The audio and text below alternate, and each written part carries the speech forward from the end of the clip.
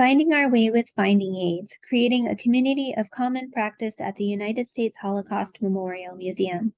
In 2021, as part of a larger strategic planning initiative, the United States Holocaust Memorial Museum merged 5 different collection descriptive units into a single Archival Affairs branch.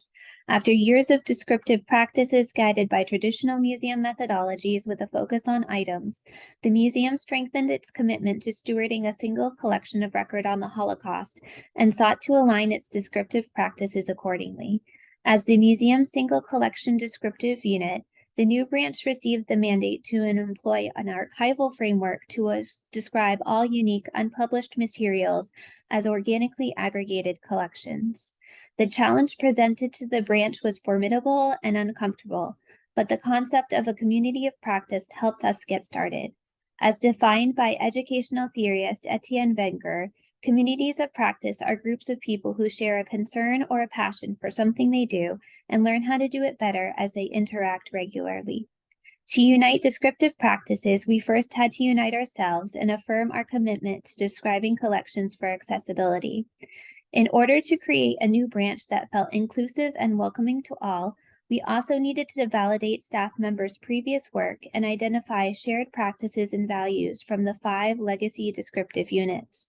Finally, we needed something tangible to facilitate meaningful conversation about the theoretical future that we were entrusted to build together. Inspired by libraries that pursue collaborative learning opportunities for their staff, the Archival Affairs Branch developed a group learning exercise that we called the Finding Aid Fair.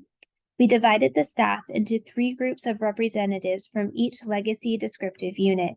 Each group was assigned the task of evaluating a set of legacy catalog records and finding aids for materials associated with a single donor.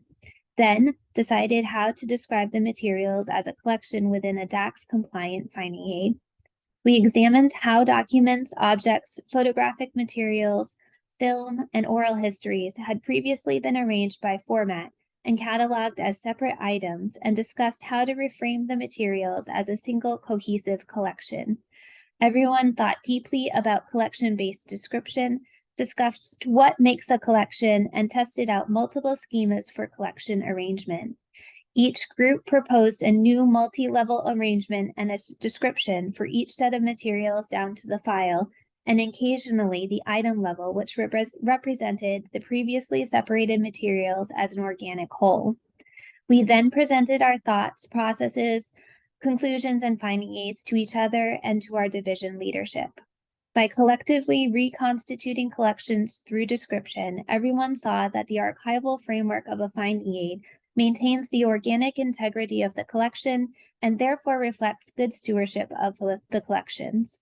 We collectively affirmed that legacy descriptive practices created unintended barriers to access by minimizing or obscuring contextual information.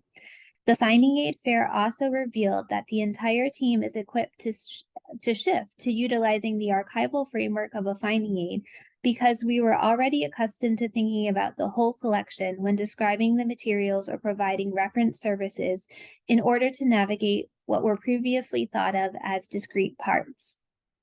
Additionally, we concluded that we can and should continue judicious item-level description while also providing enhanced historical context through linked collection-level description.